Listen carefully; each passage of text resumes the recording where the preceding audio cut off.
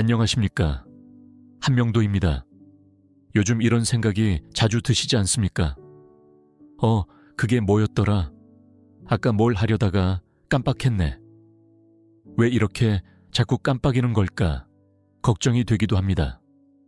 사실 이는 누구나 겪는 자연스러운 현상입니다. 나이가 들면 당연한 일이라고 받아들이는 경우도 많습니다. 하지만 저는 이 현상을 단순한 기억력 문제로만 보지 않습니다. 이는 몸이 보내는 신호입니다. 내가 지치고 있다는 신호, 그리고 움직임이 필요하다는 몸의 요청입니다. 몸이 움직이지 않으면 근육이 굳듯이 뇌 역시 움직이지 않으면 서서히 굳어가기 시작합니다. 문제는 이 굳어짐을 우리는 쉽게 알아차리지 못한다는 점입니다. 어느 할아버지께서 이런 말씀을 하셨습니다. 요즘엔 사람 이름도 잘 기억이 안 나고 방에 들어가 놓고도 왜 들어갔는지 모르겠어요. 처음에는 단순히 나이 탓이라 생각하셨습니다. 그러나 시간이 지나면서 멍한 순간이 길어지고 자신감이 떨어지며 말수도 줄고 외출조차 꺼리게 되었다고 하셨습니다. 사람이 말을 줄이고 표정을 줄이며 만남을 줄이기 시작하면 그 순간부터 스스로를 고립시키기 시작하는 것입니다. 우리 몸의 세포는 생각보다 훨씬 더 자극에 민감합니다. 그리고 그 자극은 말이나 독서보다 몸의 움직임을 통해 훨씬 더 많이 전달됩니다. 나이가 들수록 머리를 써야 한다고 생각하기 쉽지만 사실은 손을 움직이고 눈을 굴리고 몸을 가볍게 흔드는 것이 훨씬 더 효과적입니다. 왜냐하면 손끝, 발끝, 귓불, 입술, 혀 같은 부위는 자극에 대해 가장 빠르고 강하게 반응하기 때문입니다. 이 사실은 과학적으로도 명확히 입증된 내용입니다. 제가 예전에 만난 80이 새할머니 한 분은 손을 가만히 두는 일이 없었습니다. 항상 뜨개질을 하거나 연필로 글씨를 쓰시거나 심지어 장갑을 낀 채로도 손가락 운동을 하셨습니다. 그분은 나는 머리는 안 써도 손을 쓰니까 머리가 멀쩡하다라고 하셨습니다. 실제로 대화를 나눠보면 기억력도 좋고 말씀도 조리 있게 하시며 기운이 맑고 생기가 넘쳤습니다. 그렇습니다. 우리의 뇌는 생각만으로 유지되는 기관이 아닙니다. 움직임을 통해 깨어나는 기관입니다. 그래서 저는 이렇게 말씀드립니다. 생각을 바꾸고 싶다면 손끝부터 움직이십시오. 특별한 도구는 필요 없습니다. 오늘부터 바로 시작할 수 있습니다. 텔레비전을 보면서 손가락을 돌리기, 반대 손으로 물건 들기, 숨을 길게 내쉬면서 고개를 좌우로 돌려보기. 이런 간단한 움직임 하나하나가 뇌에게는 깨어나라는 강력한 신호가 됩니다. 이제 다음 시간에는 이 간단한 움직임이 어떤 원리로 뇌를 자극하는지, 왜 손끝 하나의 자극이 기억력에까지 영향을 미치는지를 구체적으로 살펴보겠습니다. 방법은 정말 간단하지만 효과는 크고 오늘 바로 시작할 수 있는 내용입니다. 제가 어릴 때는 어르신들이 항상 바느질을 하시거나 집신을 꼬시거나 손으로 끊임없이 무언가를 하셨습니다.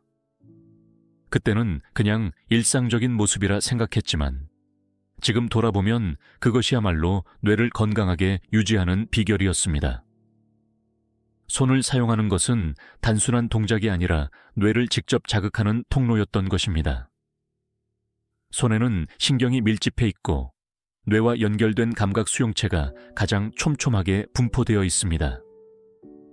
그래서 손을 자극하는 순간 뇌는 즉각적으로 반응합니다. 한 할아버지 이야기를 들려드리겠습니다. 그분은 오랫동안 목공일을 하셨는데 은퇴 후에는 아무것도 하지 않고 지내셨습니다.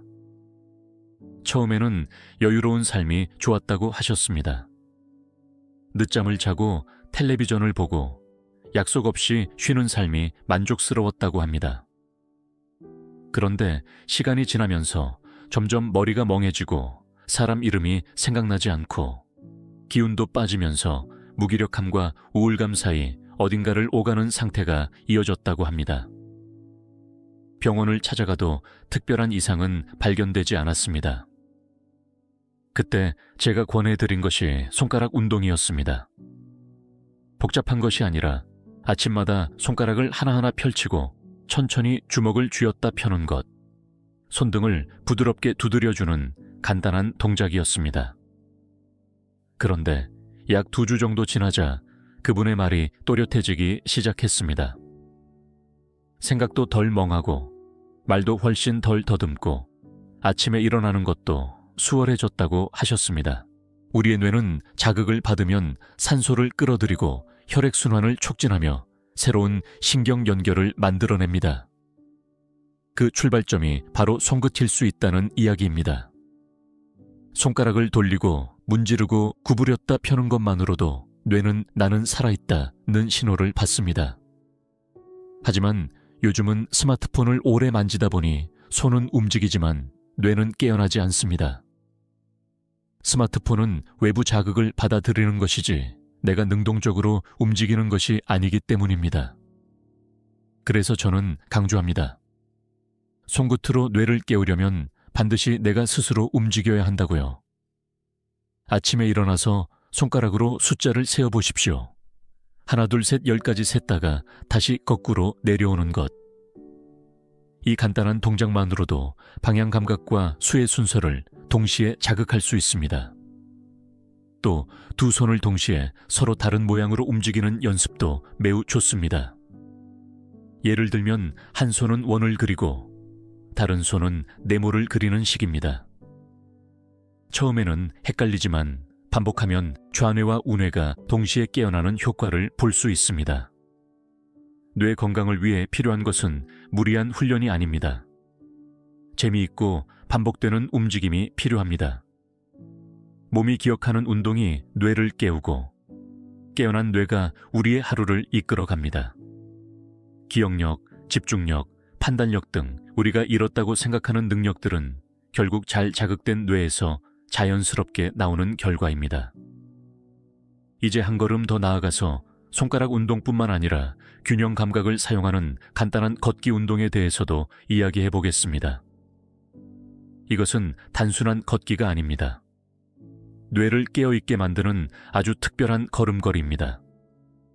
걷는 방식 하나가 뇌의 신경회로를 어떻게 변화시키는지 들으시면 아마 깜짝 놀라실 겁니다. 지금부터 그 이야기를 이어가겠습니다. 걷는다는 것은 단순히 다리만 움직이는 일이 아닙니다. 걷기라는 동작 안에는 눈, 귀, 균형 감각, 근육, 신경, 그리고 뇌의 협응이 동시에 일어납니다. 제대로 걷는 사람은 몸 전체를 사용하는 것과 같습니다. 그런데 많은 분들이 매일 걷고 있다고 말씀하시면서도 실제로는 뇌를 자극하는 걷기를 하지 않고 계십니다. 아무 생각 없이 다리만 움직이는 걷기는 뇌를 깨우는 데 도움이 되지 않습니다. 제가 알고 지내는 한 할머니는 하루에 10,000보 이상 걷는 것을 습관으로 하셨습니다. 그런데 어느 날부터 걷기는 계속하지만 머리가 자꾸 멍해진다고 하셨습니다. 제가 그분의 걸음걸이를 살펴보니 시선은 바닥을 향해 있고 양팔은 거의 움직이지 않으며 발은 질질 끌고 계셨습니다. 뇌를 자극해야 할 걸음이 오히려 몸을 지치게 만들고 있었던 것입니다. 그래서 제가 한 가지를 권해드렸습니다. 오늘부터는 한 걸음 한 걸음 내디딜 때 손가락을 펴고 말아보세요. 그리고 걷는 동안 코로 숨을 들이마시고 입으로 천천히 내쉬어보세요. 아주 간단한 변화였지만 그 차이는 분명했습니다. 한 달쯤 지나자 그분은 이렇게 말씀하셨습니다.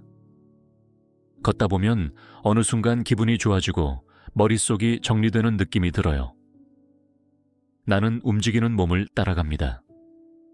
특히 균형을 잡으려는 순간 뇌는 즉각적으로 반응하기 시작합니다. 평지를 걷더라도 의식적으로 양팔을 흔들고 발을 바르게 디디며 시선을 앞쪽으로 향하게 하면 뇌는 훨씬 더 활발히 깨어납니다. 내가 깨어나면 단어가 잘 떠오르고 대화가 자연스러워지며 머릿속이 맑아집니다. 또 하나, 양손을 교차하여 움직이는 걷기 방법은 뇌에 큰 자극을 줍니다. 예를 들어 오른손으로 왼쪽 무릎을 톡톡 두드리고 이어서 왼손으로 오른쪽 무릎을 두드리는 식의 동작입니다. 이러한 교차 동작은 좌뇌와 우뇌를 동시에 활성화시키는 효과가 있습니다. 처음에는 어색할 수 있지만 이 단순한 리듬이 뇌세포 사이의 연결을 활발하게 만들어줍니다. 이러한 간단한 걷기 훈련을 매일 10분만 실천해도 몸과 마음이 달라지는 것을 느낄 수 있습니다. 심장 박동이 안정되고 뇌혈류가 증가하며 집중력이 향상되고 기분이 가벼워집니다. 걷는 동안 숨을 깊게 들이마시고 내쉬는 호흡을 함께하면 뇌는 더욱 편안해지고 복잡했던 생각들이 서서히 맑아집니다. 걸음걸이는 그 사람의 현재 상태를 보여주는 지표입니다. 걷는 모습이 바뀌면 뇌가 바뀌고 마음도 함께 변합니다.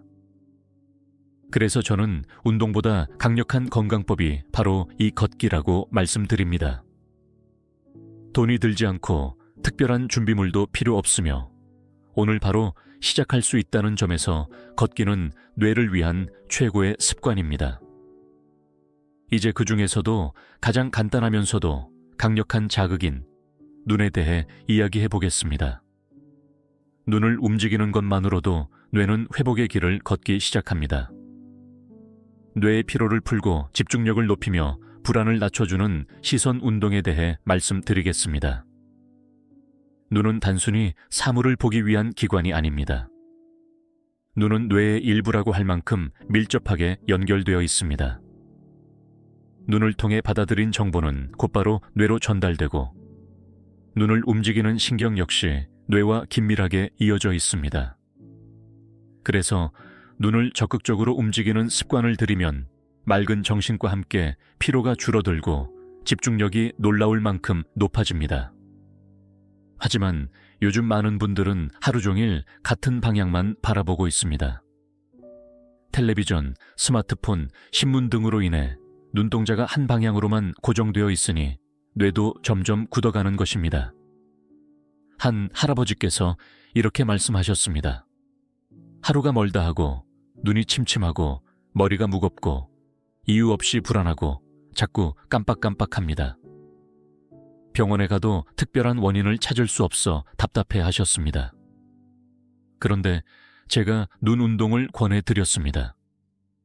하루에 2~3번만 눈동자를 천천히 좌우로 돌리고 위아래로 움직이고 눈으로 큰 원을 그리듯 천천히 돌려보시라고 했습니다. 처음에는 어지럽다고 하셨지만 며칠이 지나자 이렇게 말씀하셨습니다. 희한하게 머리가 덜 무거운 것 같아요. 눈을 떴을 때 느낌이 확실히 다르더라고요. 눈동자가 한번 움직일 때마다 뇌는 새로운 위치 정보를 계산하고 균형 감각을 조정하며 공간을 인식합니다.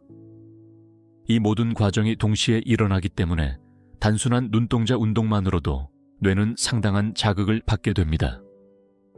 특히 전두엽과 후두엽이 동시에 활성화되어 뇌 전체 순환이 활발해지고 깨어나는 효과가 일어납니다. 눈 운동을 할 때는 다음과 같은 방법이 좋습니다. 먼저 앉은 자리에서 고개는 움직이지 않고 눈동자만 좌우로 천천히 움직입니다. 이어서 위아래로 천천히 움직이고 마지막에는 시계 방향과 반시계 방향으로 큰 원을 그리듯 부드럽게 돌립니다. 중요한 것은 움직임을 깊고 천천히 하는 것입니다. 너무 빠르게 하면 오히려 어지러움을 느낄 수 있으니 주의해야 합니다. 또한 초점을 바꾸는 훈련도 좋은 방법입니다. 손가락을 얼굴 가까이에 두고 손가락을 바라보다가 멀리 있는 물체로 시선을 옮긴 다음 다시 손가락으로 돌아오는 것을 반복하는 방법입니다. 이 간단한 운동은 눈의 조절 능력을 강화하고 집중력을 높이는 데 큰 도움이 됩니다. 실제로 이 방법만으로도 눈의 긴장이 풀리고 눈과 연결된 뇌 부위가 함께 활성화된다는 연구 결과도 있습니다. 눈을 관리하는 것은 단순히 시력을 보호하기 위함이 아닙니다. 뇌를 건강하게 유지하기 위한 중요한 습관입니다. 눈은 세상을 보는 창이기도 하지만 세상의 정보를 받아들이는 첫 번째 통로이기도 합니다. 눈동자를 잘 움직이는 것만으로도 두통이 완화되고 기분이 차분해지며 하루가 훨씬 맑아지는 것을 경험할 수 있습니다. 이 눈 운동은 앉아서도 할 수 있고 걸으면서도 할 수 있으며 잠자기 전에도 할 수 있는 매우 간편하고 효과적인 방법입니다. 기억해 두셨다가 하루 3번만이라도 천천히 눈을 움직여 보시기 바랍니다. 뇌가 맑아지고 얼굴이 부드러워지며 생각이 또렷해지는 변화를 느끼실 수 있을 것입니다. 이제 다음 이야기로 넘어가겠습니다. 뇌에 직접 산소를 공급하는 가장 기본이면서도 강력한 방법, 바로 호흡에 대해 말씀드리겠습니다. 숨쉬는 방법 하나만 바꿔도 뇌의 피로가 줄어들고 기억력이 살아나며 마음까지 안정될 수 있습니다. 이어서 호흡이 만들어내는 놀라운 변화에 대해 함께 살펴보겠습니다. 우리는 하루에 숨을 몇 번쯤 쉴까요? 수만 번입니다. 그런데 그 숨을 어떻게 쉬고 있는지 의식해 본 적 있으신가요? 대부분의 사람들은 가슴으로 짧고 빠르게 숨을 쉽니다. 특히 나이가 들수록 그런 경향이 더 강해집니다. 긴장하거나 피곤할 때 숨은 더 얕아지고 그렇게 되면 체내로 들어오는 산소량이 줄어듭니다. 산소가 부족해지면 머리가 멍해지고 졸음이 오며 집중력이 떨어지고 기분도 가라앉습니다. 결국 산소 부족이 시작되는 순간부터 우리의 몸과 뇌는 조용히 쇠퇴하기 시작하는 것입니다. 제가 아는 어떤 할머니는 매일 피곤하다고 말씀하셨습니다. 잠도 나쁘지 않게 자고 식사도 잘 챙기시는데 이상하게 하루 종일 기운이 없고 머리가 무겁고 입도 잘 떨어지지 않는다고 하셨습니다. 그런데 이야기를 나누다 보니 항상 입을 꾹 다문 채 가슴으로 짧게 숨을 쉬고 계셨습니다. 그래서 아주 간단한 방법을 알려드렸습니다. 하루에 3번만 깊게 숨을 들이쉬고 천천히 내쉬는 연습을 해보시라고 말씀드렸습니다. 배가 부풀었다가 천천히 꺼지는 것을 느끼면서 코로 숨을 들이마시고 입으로 천천히 내쉬는 복식 호흡을 알려드렸습니다. 처음에는 어색하고 숨이 막히는 느낌이 든다고 하셨지만 며칠이 지나자 희한하게 머리가 맑아진 것 같아요 라고 하셨습니다. 점점 눈의 피로도 줄어들고 아침에 일어날 때도 훨씬 가볍게 일어날 수 있었다고 하셨습니다. 복식 호흡은 뇌에 산소를 충분히 공급해 줄 뿐만 아니라 자율신경을 안정시키고 스트레스를 줄이는 데에도 큰 도움이 됩니다. 복식 호흡은 이렇게 하시면 됩니다. 편하게 의자에 앉거나 등을 기대고 한 손은 가슴 위에, 다른 손은 배 위에 올립니다. 그런 다음 코로 천천히 숨을 들이마시면서 배가 부풀어 오르는 것을 느끼고 입으로 긴 숨을 내쉬며 배가 다시 천천히 가라앉는 것을 느껴보는 것입니다. 이 과정을 분정도 반복하면 뇌로 들어가는 산소량이 크게 늘어납니다. 처음에는 5번, 익숙해지면 10번 반복해 보십시오. 하루에 2-3번만 반복해도 분명한 변화를 느끼실 수 있습니다. 숨 쉬는 방법 하나만 바꿨을 뿐인데 머리가 덜 아프고 기분이 안정되며 잠도 더 깊어졌다는 이야기를 저는 수없이 들어왔습니다. 특히 늘 피곤함을 느끼는 분들, 밤에 자주 깨는 분들, 감정 기복이나 불안을 자주 경험하는 분들에게 이 복식 호흡은 정말 큰 도움이 됩니다. 무엇보다 좋은 점은 이 복식 호흡이 언제 어디서든 할 수 있다는 것입니다. 걸을 때도, 앉아 있을 때도, 잠들기 전에도, 심지어 누운 채로도 할 수 있습니다. 이 간단한 호흡이 뇌에 필요한 산소를 채워주고 조용히 깨어나게 만듭니다. 우리는 늘 숨을 쉬고 있지만 그 숨 하나에도 건강을 되돌릴 힘이 있다는 사실을 기억하시길 바랍니다. 이제 뇌를 자극하는 또 하나의 놀라운 도구, 소리에 대해 이야기하겠습니다. 우리가 목소리를 내고 노래를 부르고 말을 하는 것 자체가 뇌를 깨우고 활발하게 만드는 운동이라는 사실 알고 계셨습니까? 다음은 뇌를 울리는 소리의 힘에 대해 이어서 나누겠습니다. 소리는 단순히 귀로만 듣는 것이 아닙니다. 소리는 온몸을 울리는 진동입니다. 우리가 입을 열어 소리를 낼 때 그 파동은 머리뼈를 타고 뇌 깊숙이 전달됩니다. 특히 말을 하거나 노래를 부를 때는 혀, 입술, 성대, 가슴까지 함께 움직이기 때문에 뇌의 여러 부위가 동시에 활성화됩니다. 그래서 어르신들께 노래를 부르거나 짧은 글을 낭독해 보시라고 권하면 처음에는 부끄러워 하시다가도 어느 순간부터 얼굴에 생기가 돌고 표정이 부드러워지는 변화를 볼 수 있습니다.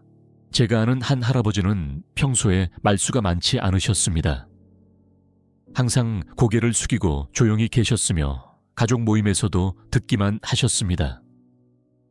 그런데 어느 날 교회에서 찬송가를 따라 부르기 시작하면서 변화가 나타났습니다. 목소리가 점점 커지고 말도 자신 있게 하게 되었으며 표정도 한결 부드러워졌습니다. 이는 단순한 기분 변화가 아니라 신경들이 다시 연결되고 활동을 시작한 결과였습니다. 말을 많이 하면 나는 살아납니다. 내 세포는 사용한 만큼 유지되고 쓰지 않으면 점점 기능을 잃어갑니다. 특히 언어를 담당하는 뇌의 부위는 나이가 들수록 빠르게 쇠퇴하기 쉬운데 이를 막는 가장 좋은 방법이 바로 소리를 내는 것입니다. 아무 말이나 해도 괜찮습니다. 신문을 소리내어 읽거나 좋아하는 노래를 흥얼거리거나 심지어 혼잣말도 괜찮습니다. 이거 어디 있더라? 오늘 날씨가 참 좋다. 같은 짧은 말 한마디도 뇌에게는 충분한 자극이 됩니다. 특히 입을 크게 벌리고 또박또박 발음하는 연습은 구강 근육뿐 아니라 뇌의 언어 중추를 활성화하는 데 큰 도움이 됩니다.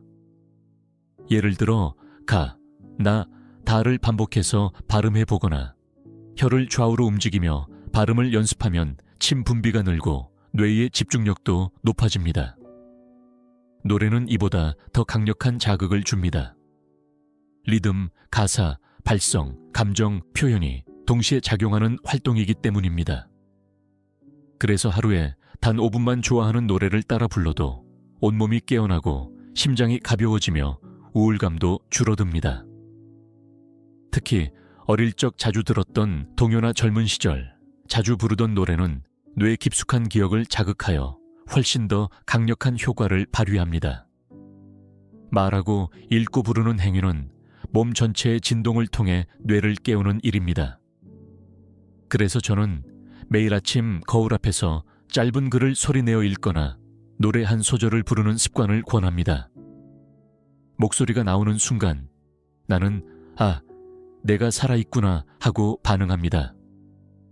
그 순간부터 내 안의 신경이 다시 연결되고 움직이고 깨어나기 시작합니다. 이제 마지막으로 오늘까지 배운 모든 건강 습관을 하나의 루틴으로 정리해 보겠습니다. 하루 단 5분, 작지만 강력한 습관으로 뇌를 10년은 젊게 유지하는 방법입니다. 이 이야기를 정리하며 마무리하겠습니다. 우리는 건강을 어렵게 생각하는 경우가 많습니다. 퍼즐을 풀어야 하나, 책을 읽어야 하나, 외국어를 배워야 하나 고민하지요. 물론 그런 방법들도 좋습니다. 그러나 오늘 제가 말씀드린 것은 전혀 다른 방향입니다. 글을 몰라도 특별한 지식이 없어도 누구나 할 수 있는 간단하고 직접적인 실천입니다. 하루 5분이면 충분합니다. 아침에 일어나자마자 손을 움직여 보세요. 주먹을 쥐었다 펴고 손가락을 하나씩 접었다 펴는 것만으로 뇌가 깨어납니다.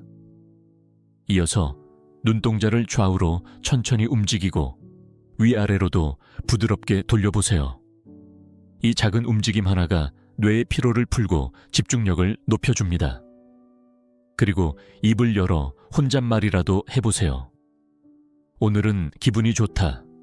몸이 무겁지만 괜찮다. 나는 할 수 있다. 이런 간단한 말이 언어 영역을 자극하고 감정을 안정시킵니다. 걷는 시간이 있다면 그 시간도 다르게 써보세요. 걷기 전에 깊게 숨을 들이쉬고 천천히 내쉬며 걸음을 시작하세요.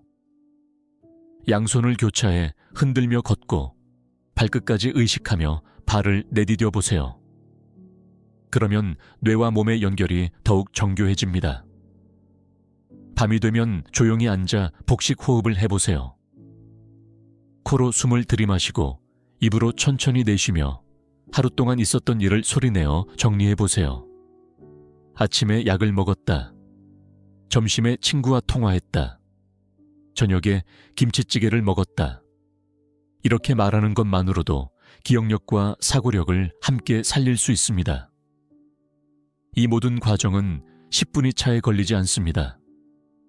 그러나 이 10분이 쌓이면 뇌는 달라지고 하루하루가 변하기 시작합니다. 단순하고 반복적인 습관은 뇌가 가장 좋아하는 방식입니다.